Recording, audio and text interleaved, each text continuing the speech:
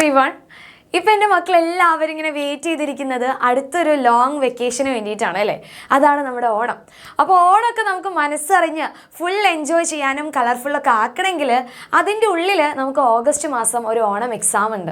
അപ്പോൾ ഓണം എക്സാം നിങ്ങൾ ആഗ്രഹിച്ച പോലെ തന്നെ നല്ല മാർക്ക് സ്കോർ ചെയ്യാൻ വേണ്ടിയിട്ട് പഠിച്ചു കഴിഞ്ഞാൽ മാത്രമാണ് ഓണം നമുക്ക് അടിപൊളിയാക്കാൻ വേണ്ടി പറ്റുള്ളൂ അല്ലേ. അല്ലെങ്കിൽ എക്സാം ഒന്നും നമ്മൾ വേണ്ടത്ര വിചാരിച്ച പോലെ എഴുതിയിട്ടില്ലെങ്കിൽ നമുക്ക് ഉള്ളിലൊരു ടെൻഷനും കാര്യങ്ങളൊക്കെ ഉണ്ടാവും.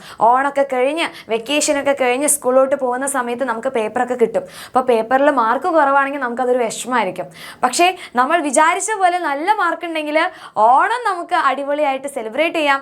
അതിൻ്റെ കൂടെ ഓണം വെക്കേഷനൊക്കെ കഴിഞ്ഞ് സ്കൂളിലോട്ട് പോകുമ്പോഴും അടിപൊളിയായിരിക്കും. ഓക്കെ, സോ ഓണം എക്സാമിനെ കുറിച്ച് റിലേറ്റഡ് ആയിട്ടുള്ളൊരു വീഡിയോ ആണ് ഇത്. അപ്പോൾ മക്കളെല്ലാവരും എന്ത് ചെയ്യണം, ഈ ഒരു വീഡിയോ കംപ്ലീറ്റ് ആയിട്ട് കാണാം. അപ്പോൾ കുറേ പേർക്കുള്ളൊരു കൺഫ്യൂഷനാണ് ഓണം എക്സാമിന് നമുക്ക് എല്ലാ ചാപ്റ്റേഴ്സും പഠിക്കണോ എന്നുള്ളൊരു കാര്യം. അപ്പോൾ ഓണം എക്സാമിന് നമുക്ക് എല്ലാ ചാപ്റ്റേഴ്സും പഠിക്കേണ്ട ഒരു ആവശ്യമില്ല. നമുക്ക് കുറച്ച് ചാപ്റ്റേഴ്സാണ് പഠിക്കാനുള്ളത്. അപ്പോൾ ഏതൊക്കെ ചാപ്റ്റേഴ്സാണ് മിസ്സേ ഞങ്ങൾ പഠിക്കേണ്ടത് എന്നുള്ള കാര്യമാണ് ഈ ഒരു വീഡിയോയിൽ നമ്മൾ ഡിസ്കസ് ചെയ്യാൻ വേണ്ടി പോകുന്നത്. അപ്പോൾ ഇനി ഓണം എക്സാം ആണ്, അതിനെക്കുറിച്ച് ഇപ്പോൾ തന്നെ ടെൻഷൻ അടിക്കേണ്ട ഒരു ആവശ്യമില്ല.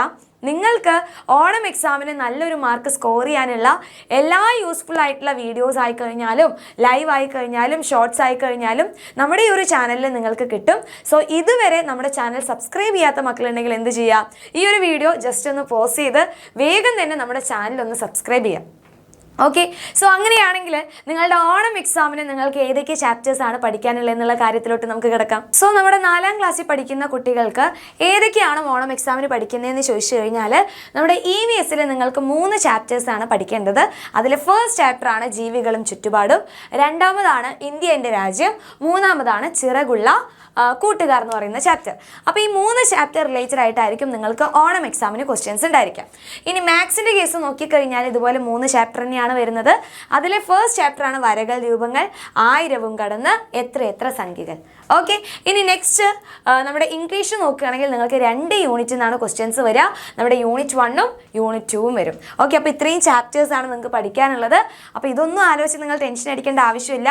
മിസ് പറഞ്ഞതുപോലെ കൃത്യമായിട്ട് ലൈവ് ക്ലാസ്സസ് ഒക്കെ കാണുക, മാരത്തോണൊക്കെ കാണാം. അപ്പോൾ നിങ്ങൾക്ക് എല്ലാവർക്കും നല്ല മാർക്ക് സ്കോർ ചെയ്യാൻ വേണ്ടി പറ്റും. സോ ഇത് അറിയാത്ത നിങ്ങളുടെ കുറേ കൂട്ടുകാരുണ്ടായിരിക്കും. സോ അവരിലോട്ടൊക്കെ എന്ത് ചെയ്യുക, ഈ ഒരു യൂസ്ഫുൾ ആയിട്ടുള്ള വീഡിയോ ഷെയർ ചെയ്യുക.